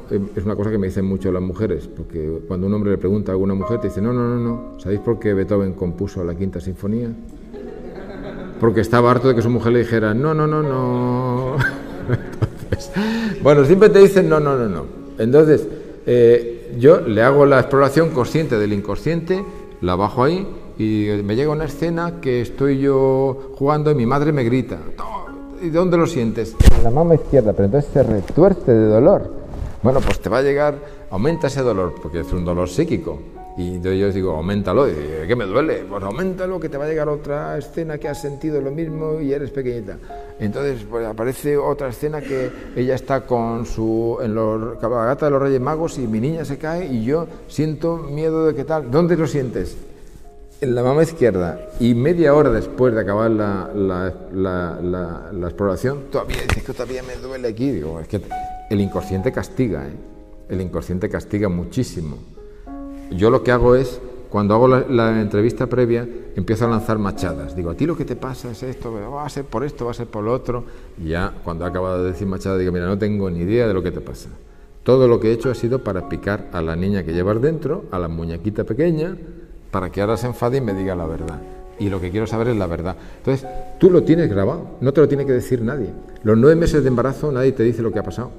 Lo tienes grabado ahí. Entonces yo cuando hago una escena del inconsciente digo, bueno, vale, a ver quién hay ahí. Pues hay un perro de no sé qué y hay un mueble de no sé cuánto. Empieza a decir cosas. Ahora vete a tu madre y dile si tenía un perro de esta manera o si tenía un sillón de la otra. Es verdad, ¿y tú cómo lo sabes? Porque yo estaba ahí. Para que se convenza, porque cuesta convencerse. Tú lo tienes grabado, no te lo tiene que decir nadie. Y lo revives y sientes lo que sentiste en aquel momento.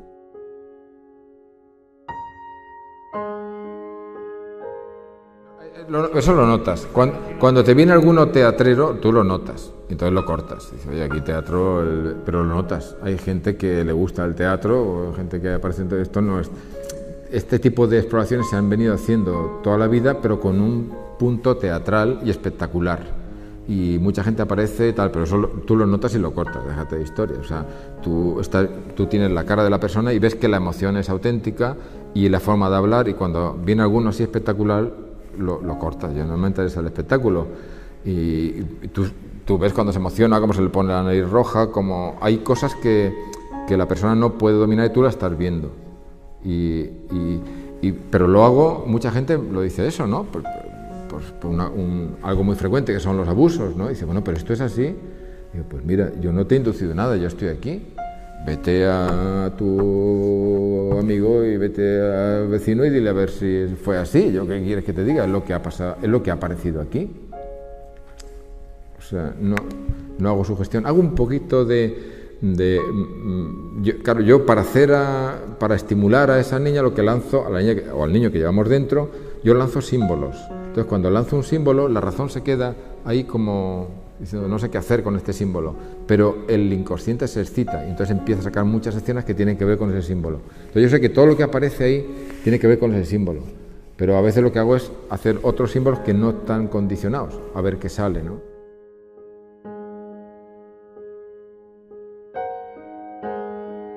¿Cómo estimulo al que el inconsciente hable? No hable, sino que se exprese.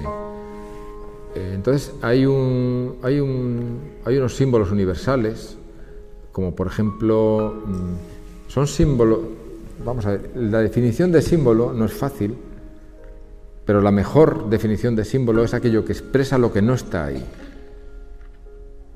Entonces, si una piedra es un símbolo universal, porque tú pones una piedra y todo el mundo entiende que expresa algo muy sólido, algo que las inclemencias del tiempo no pueden con él, algo contrario a la fragilidad. Entonces, el hombre primitivo, lo primero que apreció fueron esas piedras grandes que él pensó que venían por la Vía Láctea y venían las piedras y entonces las ponía de pie y les prestaba cierta atención y es un símbolo, pero simboliza la dureza. Entonces yo lo utilizo, entonces le digo, te voy a contar 3, 2, 1 y te va a llegar una piedra, 3, 2, 1. Y a cada persona le llega una piedra diferente. A uno le llega un meteorito y a otro le llega una piedra pequeñita y a otro le llega una piedra, una roca que le está dando el mar. Cada persona le llega una roca. Entonces a esa roca le digo, pues mira, la roca te va a llegar la cara de una persona que tú conoces. Yo tengo un dedo mágico, claro, sí. Funciona, no sé por qué, pero haces así, funciona. Es como si le dieras una orden como tal. Y entonces siempre aparece la persona que él considera más dura. Una persona dura, que aguanta, que tiene... Entonces es el símbolo de la dureza. Entonces si yo le digo, mira, te voy a contar 3, 2, 1 y te va a llegar un pozo. Y dice, cada uno llega a un pozo. Asómate, ¿está el agua superficial o profunda? Entonces el agua es el símbolo del inconsciente. Siempre que hay sueños con agua, te está haciendo referencia al inconsciente. Entonces te dice, no, el agua está muy profunda, no hay agua, está seca. Digo, bueno, pues yo ya sé que no viene predispuesto. Así, el agua está ahí mismo y la puedes tocar con la mano, entonces, voy utilizando, entonces la persona está consciente pero no sabe por dónde voy. Pues si yo, pues, y así voy acumulando símbolos que me ayudan a explorar ciertos aspectos de la persona. Si yo digo, te va a llegar un árbol, 3, 2, 1, me dice, me llega un árbol pintado, mal vamos. Porque el árbol es el símbolo de la autoridad. Entonces, si es un árbol pintado, pues ya se ve que la persona que va a salir de ahí, o sea, que no hay nadie que tenga una gran autoridad sobre esa persona. Entonces, son símbolos universales. Tú pones un pakistaní, o pones un asiático, pones un negro de África, le dices, te va a llegar un árbol. Y le dices, y te describe el árbol que para él es la autoridad. Y la persona que asimila al árbol es la persona que para él es autoridad. Por ejemplo, adolescentes, siempre te aparecen amigos. La autoridad para un adolescente es sus amiguetes. Para una persona normal pues es su padre, su madre, pero puede ser un tío, puede ser un abuelo, puede ser... Luego hay una gran variación, pero ya tienes ahí una idea de quién es para él la autoridad y a raíz de ahí, pim, entonces con gran frecuencia dice la autoridad es mi padre. Entonces dice, pues ¿qué siente? Está tal. Lo vas enlazando secuencias y aparece a lo mejor el que es su marido, el que es su pareja, porque mira igual que su padre, dice, porque mi padre me quiere, sí, pero lo que te quiere es otra cosa, te quiere pero otra cosa, pero se ha quedado con el quiere y entiendes por qué se ha improntado y vas ahí, pero siempre empiezas por un símbolo. ¿Cómo consigue hacer que hable el inconsciente y que se quede callado el consciente? Un símbolo. Tú le dices una piedra y el consciente dice, ¿una piedra? ¿Qué hago yo con una piedra? Si me dice 2 piedras, las sumo, las multiplico, las resto, las comparo, las peso. El consciente se puede pasar con 2 piedras haciendo estadísticas todas las que quieras, ¿no? Pero si dices una piedra, se queda como mirando así para Corea, decimos allí en Sevilla, mirando para Cuenca, ¿no? Entonces se queda así mirando para Cuenca y mientras se queda mirando para Cuenca, el consciente habla. O sea, toda la exploración consiste que se calle el consciente y que hable el inconsciente. Es como el Tribunal de las Aguas de Valencia, ¿no? Calle vosté y parle vosté. Entonces vas callando continuamente al consciente y incitando al inconsciente. Tu voz tiene que ser para el inconsciente y callándolo. Siempre te dicen, pues es que te aparece mi abuelo, es que mi abuelo es que le gustaba llevar la boina para ahí. Mando yo. ¿Qué te llega, tu abuelo? ¿Qué transmite su cara? No me cuentes la historia de la boina, del tal, del tío, del cigarro que llevaba, porque eso son historias conscientes. Es ahí, ¿cómo te ha impresionado? Entonces tienes que tener claro cómo es el consciente, cómo es el inconsciente, y tú navegas por el inconsciente en presencia del consciente. Al acabar, otra cosa que pasa, que de la pregunta que tú me has hecho, es que tú entras con una idea y el inconsciente te saca lo que te tiene que sacar, te controla. Tú, por ejemplo, un caso, tú puedes ir pensando en un cáncer de pulmón, a ver cuál es la causa, y el inconsciente te saca todo un tema de improntas de tu padre que es alcohólico. Y al final dices, oye, ¿dónde está el cáncer de pulmón? Así que ya lo tenías resuelto, ese tema ya te lo han operado y ese tema ya lo tienes, esa historia la tienes resuelta. Tú entras con tu criterio racional sobre el problema de una persona, pero esa persona tiene ahí abajo una bomba de profundidad que todavía no se han manifestado, que se han manifestado menos y que son los que le importan al inconsciente. Y además funciona de la siguiente forma. Te saca primero una capa de cebolla, un problema. Es como decirte, resuelve este tema. Y ahora una vez que lo has resuelto, te saco el siguiente. Y el siguiente. Y va bajando. O sea que la gente me dice, ¿cuándo vuelvo? Y dice, yo qué sé, si somos individuales, somos individuos únicos, no hay protocolos, pues cuando tú sientas que tienes que volver, vuelve. Vuelve al mes. Tengo una mujer que en ese momento de acabar, pues normalmente digo, pues bueno, pues cuando quiera abrir los ojos. Y las personas pues duran 2 o 3 minutos, y abren primero un ojo, miran a ver, porque todavía no saben todo lo que les ha pasado ahí, y abren más o menos. Entonces esta mujer, pasaron 5 minutos y dice, no puedo mover los ojos. No, mueve las manos, no puedo mover las manos. Y dice, bueno, a ver qué he hecho yo aquí hoy, porque esta mujer tiene 4 hijos, y a ver qué... Y digo, venga, mueve esta mano, mueve la mano. Digo, bueno, pues esto tú... Y yo dije, tranquila. A los 10 minutos ya empecé a mover un dedo y digo, bueno, esto se puede recuperar. 20 minutos. Y a los 20 minutos de reloj, que abrió los ojos, dijo, mañana quiero otra sesión. ¿Por qué? Porque se había dado cuenta en ese momento que su abuela tenía un esquema de comportamiento que su madre había repetido, que ella estaba repitiendo y que ya había improntado a sus hijos. Entonces 4 generaciones ella lo vio, entonces dijo, o sea, fue un shock un poco fuerte y pidió para el día siguiente. Lo normal es que dice, bueno, pues a ver cómo evolucionas, porque también cuando tú resuelves hay un efecto parasimpático, resuelves cosas, resuelves emociones y hay efecto parasimpático y hay que esperar a ver cómo responde el cuerpo, ¿no? Y no hay reglas.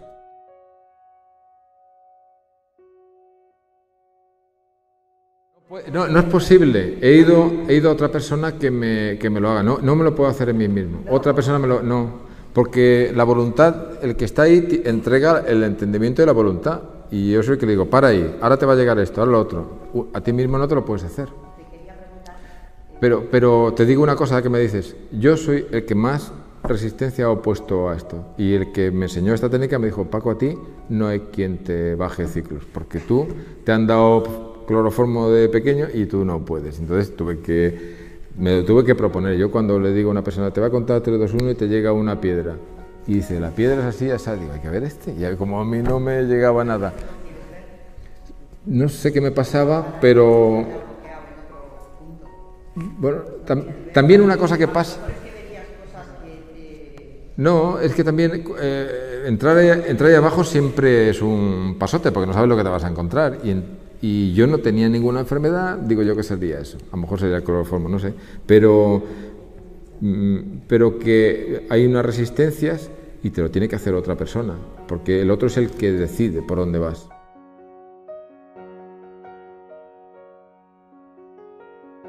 Sí, hay que entrar sin presupuestos y humildemente decir, no sé lo que te pasa, que hable tu inconsciencia. Y eso llama mucho la atención, porque cualquier terapeuta dice, no, a ti lo que te pasa, y yo les prohíbo decir, no sé lo que te pasa. Si yo considero que tú eres una persona individual, yo no tengo experiencia anterior de nadie como tú. Llevo una orientación, pero, por ejemplo, siempre que he tenido gente que pierde el pelo y tal y cual, siempre he encontrado un proceso de separación de alguien, alopecias y tal. Pero además se me juntan los pacientes, una semana 2 personas que por perder su identidad y la fuerza de su personalidad han perdido el pelo.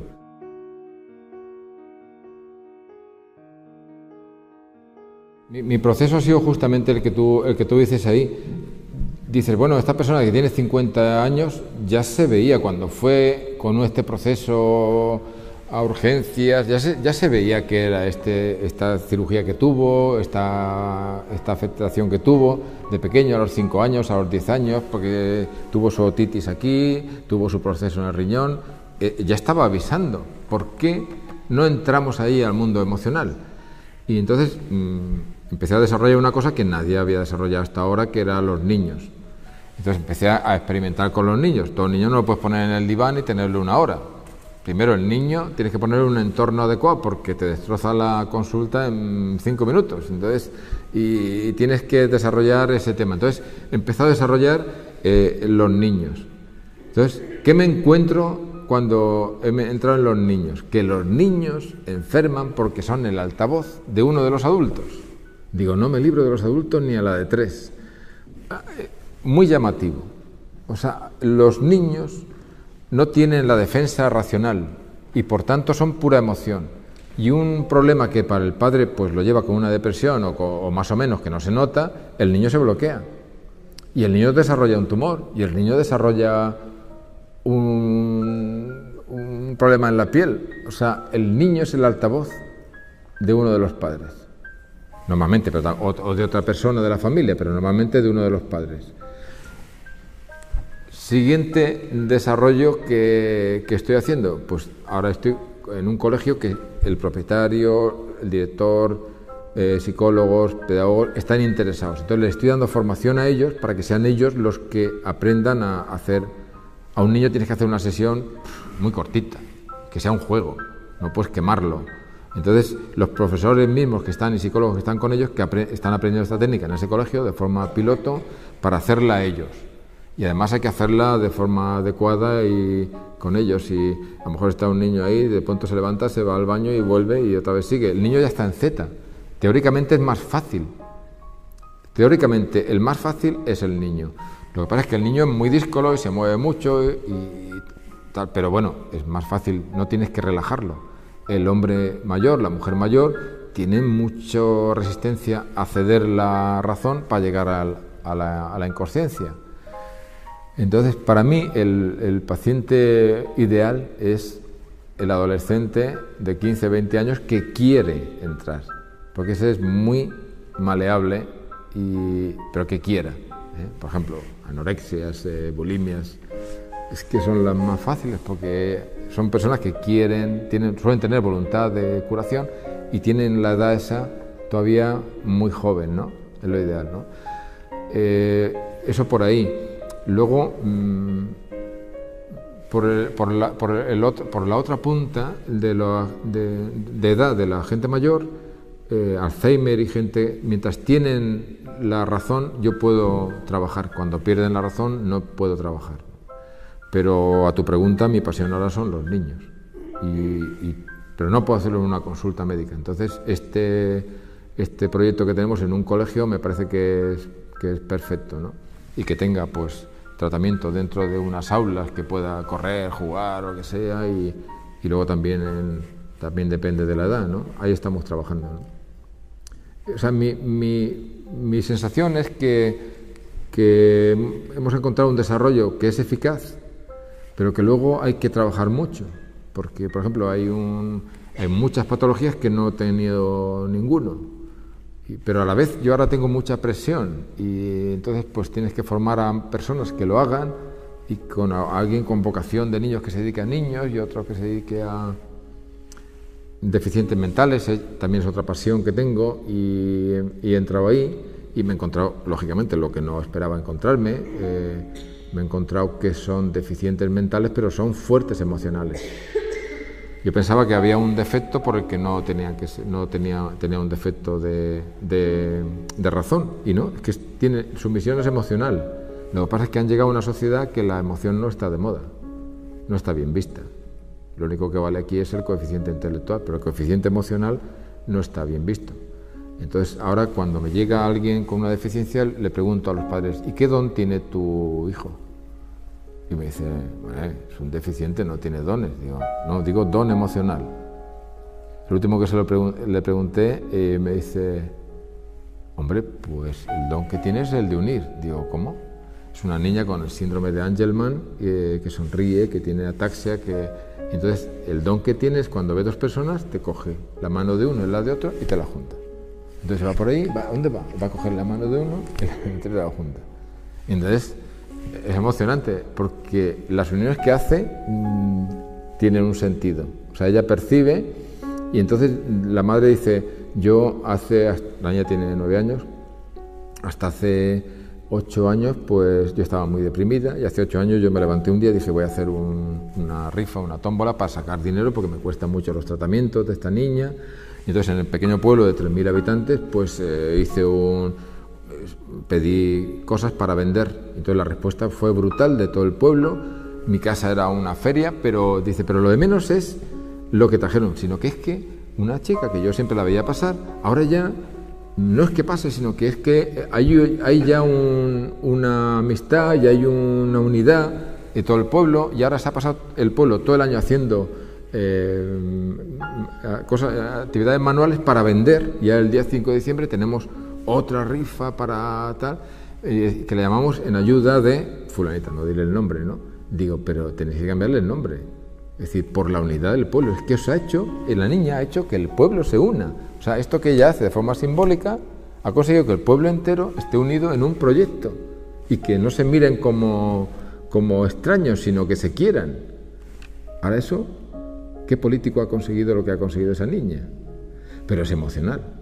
Entonces estos niños, por ejemplo, hice un albino. Hay niños que son albinos, y los albinos no ven. Bueno, pues la misión que tienen justa es la contraria. Es decir, no ven con los ojos, tienen todos los defectos, pero tienen la visión de a dónde hay que ir. Entonces tiene una visión. Entonces este albino, él en una actividad de una ONG, está encargado de 17 síndromes de Down. O sea, 17 síndromes de Down les enseña. O sea, que te digan a ti un Down que te pongas a enseñarle, pero tenía 3, le dieron 10 y lleva por 17. La capacidad que tiene de dirigir es brutal. Todo lo que he descubierto con los deficientes es que no tienen ninguna deficiencia, es que son así y tienen un don. Por ejemplo, un síndrome de Down es capaz, tiene 60 años, y yo pregunto: ¿qué don tiene? Dice: pues cuando encuentra a alguien que está triste, se acerca para que le des un beso. Entonces, y otro que dice: ¿qué capacidad tiene? Pues cuando ve a alguien que está solitario, viene y te hace así. Entonces, pero lo descubren, o sea, y entonces descubres que la sorpresa que me lleva es que no tienen ningún defecto, es que son así, y tienen lo que hay que descubrir es su motivación, su misión emocional.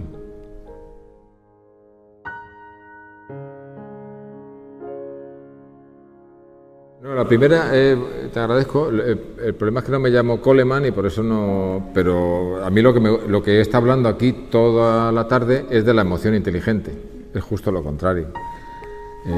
Porque decir las dos cosas yo creo que son inadecuadas, porque lo que he dicho bien claro es la emoción es la emoción, y la inteligencia es la inteligencia. Tenemos las dos y están comunicadas y hay que comunicarlas, pero si es inteligente no es emocional, y si es emocional no es inteligente, son las dos en la unidad.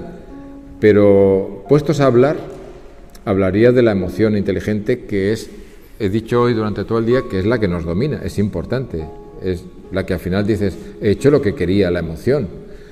Y aprovecho para partir una lanza a favor de las mujeres, porque las mujeres tienen una cosa que se llama intuición, que cae dentro de la emoción, pero que es muy cierta.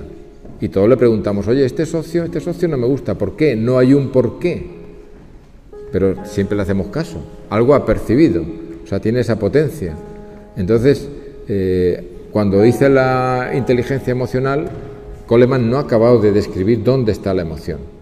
No ha acabado de describir. La emoción está en el inconsciente. Y por tanto, la inteligencia lo que tiene que hacer es valorar los mensajes que trae. Y los mensajes son simbólicos. Y los mensajes simbólicos no son fáciles para la inteligencia, porque no son cuadriculados. Exige además una participación de la persona. La interpretación no es un diccionario de emociones, un diccionario de símbolos, un diccionario de sueños. A ver, voy a mirar en Google lo que he soñado.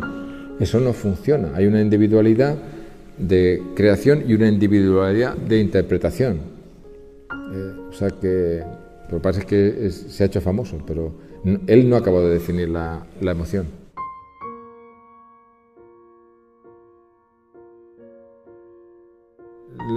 Te agradezco porque yo quería que quedara bien claro un mensaje, que la enfermedad es un mensaje emocional que nos llega del centro de la persona y ahí contesta tu pregunta para que cambiemos. Siempre hay un cambio, siempre te obliga a cambiar. Y dices, bueno, tú vienes aquí, pues tú tendrás que cambiar. Y dicen, ¿qué? No lo sé. Después de la sesión te lo diré. Y a lo mejor después de la sesión lo que tienes que hacer es decir, pues coge a tu madre y plántate con tu madre y dile, mire mamá, tú eres mi mamá, yo te quiero mucho, pero tú no mandas en mi marido y en mis hijos, yo qué sé. O te dices, cógete a tu socio y dile, mira socio, a partir de aquí hemos llegado, o cógete a tus juguetes de aparición porque tienes una impronta de aparecer y de protagonismo y déjate ya de aparecer en la web y dedícate a llevar una vida no tan transparente, o deja al amante, tienes un amante y una mujer, tienes que dejar a una de las dos, decídete, yo es que quiero las dos, pues no puede ser, hay veces que los cambios son muy fáciles y veces que los cambios son muy difíciles. Si tú no cambias, el proceso continúa. Si tú cambias, el proceso para. Si tú cambias, el proceso continúa, es que no hemos dado en la clave, hay que seguir investigando. O sea que, pero siempre funciona así. La enfermedad es como un indicador de un coche y te dice, falta gasolina. Dice, bueno, pues no le echo gasolina, bueno, pues te vas a quedar tirado. No perdona. Grodek decía, el inconsciente es un tirano. O sea que no conoce a nadie, ni a reyes ni a plebeyos. Y si te manda un mensaje, primero te manda un dolor en la mama, luego te manda más dolor, luego te hace crecer un crecimiento intraductal y luego te sale un cáncer intraductal y ya transductal y va creciendo. Y luego dice, bueno, lo quito, pero si tú no quitas la emoción, reaparecerá de otra forma, o en el cerebro, o donde sea. O sea, es un tirano, te obliga a cambiar. Y ahora, ¿el cambio cómo es? Bueno, muchas veces simplemente la armonización se resuelven cosas.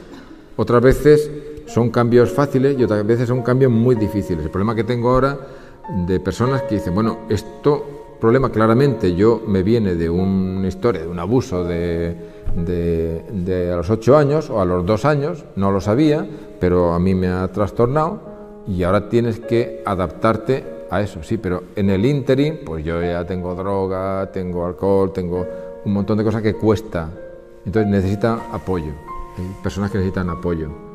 Entonces cada caso es cada caso, pero la norma general es cambiar. ¿Por qué soñamos? ¿Por qué enfermamos? Para cambiar en algo, para tomar conciencia. Si tú tienes conciencia de que tu socio te roba y dices, bueno, pues mira, pues ya está, pues no pasa nada.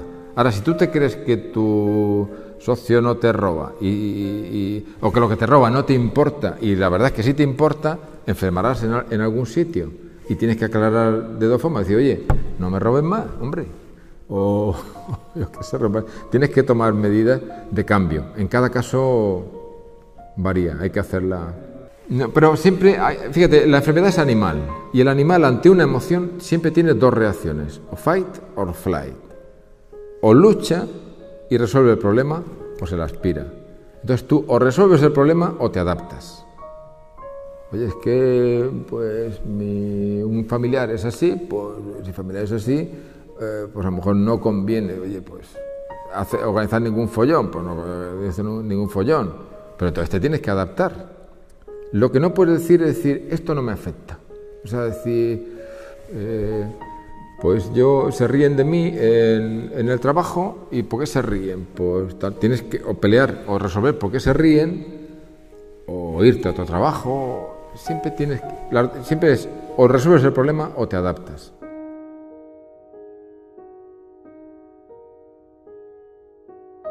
Yo tengo pendiente un libro que se llama El esquema de somatización corporal. Creo que es una cosa muy práctica para saber si yo tengo un dolor en tal hueso, decir, a ver qué es. Entonces, ese tipo de dolencias que tenemos todos los días y que son frecuentes, claro, nos ponen muy nerviosos. ¿Qué me está pasando a mí? A ver si me va a salir esto, me va a salir lo otro. Yo creo que eso es muy práctico. Pero me he negado a hacerlo porque lo que no quiero hacer es un cuadro. Cuando tú haces un cuadro ya es el cuadro ya haces el esquema de sueños, el esquema de emociones, el diccionario de emociones. Entonces tengo que... todavía no estoy... Todavía no creo que lo pueda escribir. En los vídeos que hay grabados míos digo muchas cosas, entonces allá hay mucha cosa, pero tengo que descubrir por qué es, porque yo he dicho, bueno, simbólicamente afecta al cuerpo, pero ahí hay muchas lagunas filosóficas de por qué afecta de esa manera al cuerpo, ¿no? Y para empezar hay que empezar a llamarle al cuerpo carne en vez de cuerpo, porque cuando tú dices cuerpo estás hablando de un sistema, de una dualidad platónica, es decir, que la persona es un alma encerrada en un cuerpo. Entonces, carne me gusta más, pero es un tema que hay que darle vueltas. O sea, el esquema que yo he dicho es una unidad, el esquema de Platón es una dualidad y el esquema de Aristóteles es una dualidad, animal racional, no, ahí hay una unidad. O sea, ahí hay un centro que te va a hacer un perro o un centro que te va a hacer un hombre. Es una unidad psicofísica que va creciendo como una matriusca, pero es una unidad, no hay una dualidad. O sea, cada parte de la carne está animada. Cuando tú dices carne, está animada. Cuando tú dices cuerpo, pues estás diciendo cuerpo y alma, estás diciendo robot y luego aquí otra cosa. Y entonces tú te puedes o incorporar o encarnar. Y bueno, en fin, son historias. Entonces lo tengo que escribir.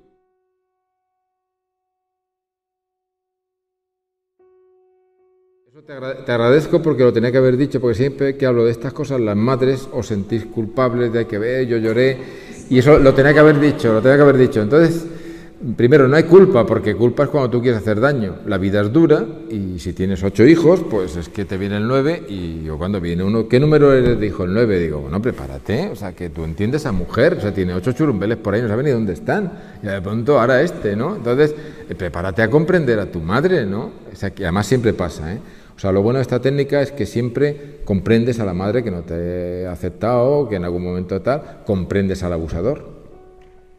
O sea, el abusador está tarao y se le cruzan los cables y la persona lo ve, lo comprende y le perdona. O sea, hay unas cosas muy bonitas. Es decir, pero el hecho es ese. O sea, el embrión es muy frágil, muy frágil.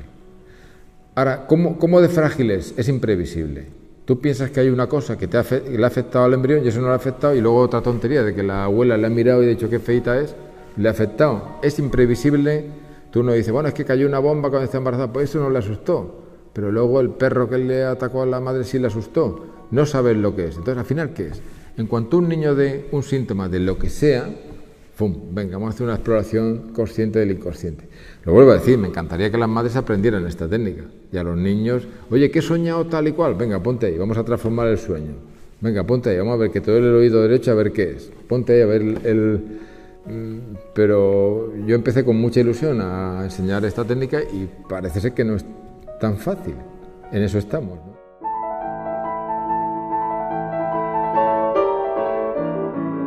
Bueno, es que psiquiatra nunca he sido y no sé lo que hacen, pero bueno, siempre la psiquiatría, la psicología se mueven en el mundo consciente. O sea, yo lo que pretendo es decir que cada uno desde su especialidad, de psicología, de psiquiatría, de medicina, lo que sea, que haga un esfuerzo por llegar, aparte de su conocimiento y a través de su conocimiento, llegar al inconsciente, a la raíz. Si, por ejemplo, tengo una compañera en Barcelona que es experta en acúfenos y de vez en cuando me dice, vamos a ver este acúfeno. Y entonces, porque el paciente pues quiere, ¿no? Y que ahora nos asombramos, cada acúfeno es que es una historia siempre asombrosa, impredecible y emocional. Entonces, ese es el caso de una persona que hace una especialidad médica, otorrino, pero cuando la persona